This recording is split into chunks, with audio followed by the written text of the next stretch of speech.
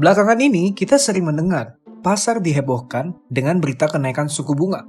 Seperti pada Juni 2022, Fed meningkatkan suku bunga ke angka 1,5 sampai 1,75% untuk menekan inflasi di AS yang mencapai 9,1%. Kita juga mendengar berita pada Juni 2022, Bank Indonesia menahan suku bunga acuan di 3,5%, sehingga membuat banyak dana asing pergi dari Indonesia. Tapi sebenarnya kenapa sih keputusan suku bunga ini bisa menggoncang market? Apa pengaruhnya kepada inflasi dan apa pengaruhnya kepada perkembangan ekonomi? Kita akan bahas semua lewat video ini.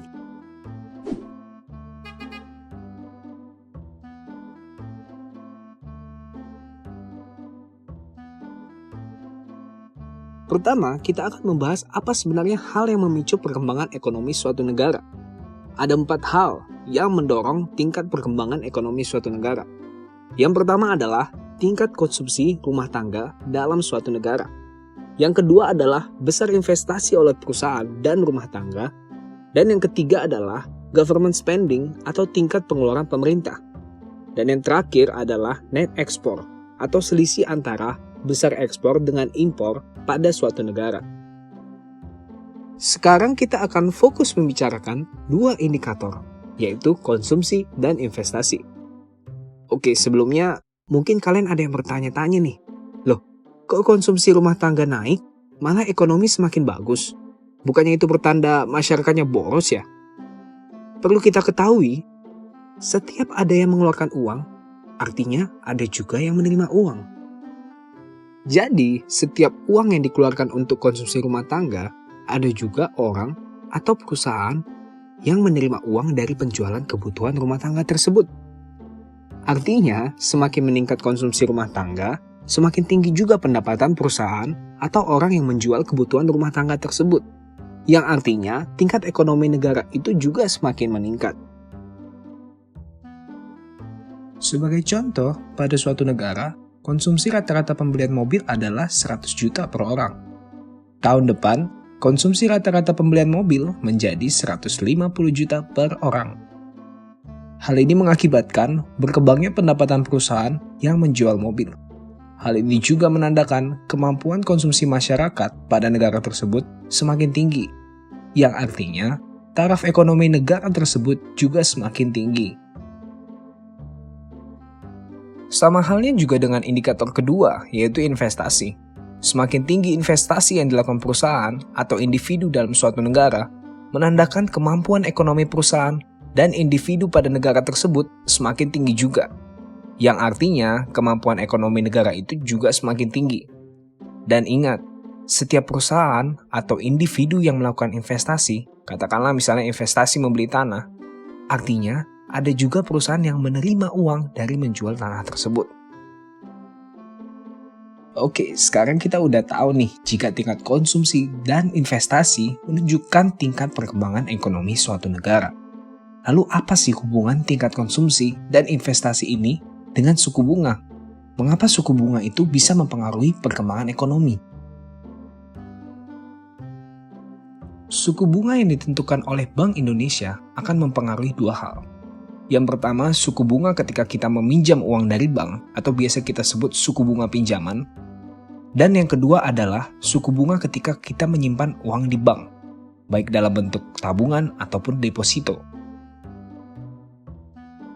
Pertama, kita akan melihat bagaimana pengaruh tingkat suku bunga dari sisi bunga pinjaman. Jika kalian ditanya, suku bunga pinjaman suatu negara pada tahun 2018 adalah 5%. Dan pada tahun 2019, suku bunganya menjadi hanya 2,5%. Apa yang akan terjadi? Pasti perusahaan dan masyarakat pada negara tersebut akan cenderung lebih banyak meminjam uang dari bank pada tahun 2019, baik untuk keperluan usaha ataupun konsumsi mereka. Hal ini dikarenakan bunga yang harus mereka bayarkan lebih rendah dibandingkan dengan tahun 2018.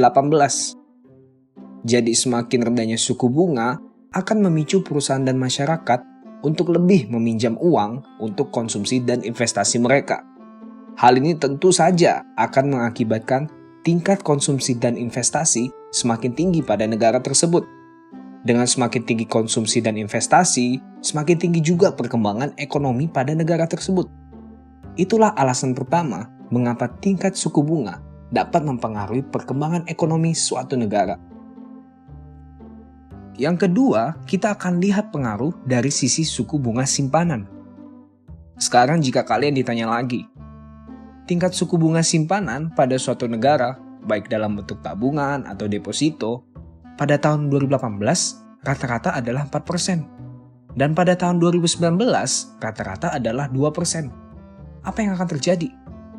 Pasti perusahaan dan masyarakat akan cenderung lebih sedikit menyimpan uang di bank pada tahun 2019 karena suku bunganya lebih rendah dibandingkan pada tahun 2018. Pada saat suku bunga simpanan rendah, perusahaan dan masyarakat akan cenderung mencari kesempatan investasi ataupun usaha lain agar uangnya dapat menghasilkan lebih banyak. Dibandingkan uangnya hanya disimpan di bank dan hanya mendapatkan bunga 2%. Hal ini tentu saja akan mengembangkan aktivitas investasi dan konsumsi dan akan meningkatkan perekonomian negara tersebut. Mungkin akan muncul pertanyaan di pikiran kita.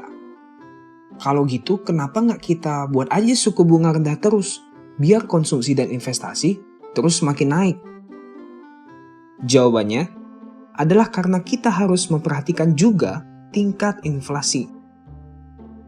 Kenaikan demand konsumsi yang terlalu tinggi dalam waktu yang singkat itu pun tidak terlalu bagus. Hal ini dapat mengakibatkan suplai barang dan jasa yang tersedia sangat kurang dibandingkan demand dari konsumsi yang meningkat dalam waktu yang singkat itu.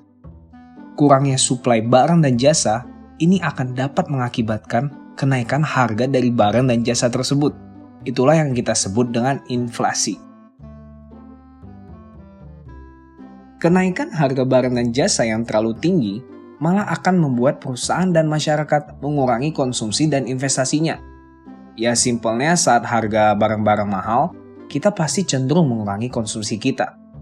Menurunnya tingkat konsumsi dan investasi yang diakibatkan kenaikan harga atau inflasi yang terlalu besar malah akan mengurangi perkembangan ekonomi negara kita.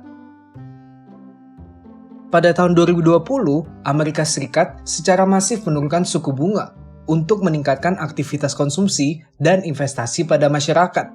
Namun efek dari peningkatan suku bunga yang masif ini berakibat pada peningkatan inflasi yang tinggi, hingga 8-9% pada sekarang ini.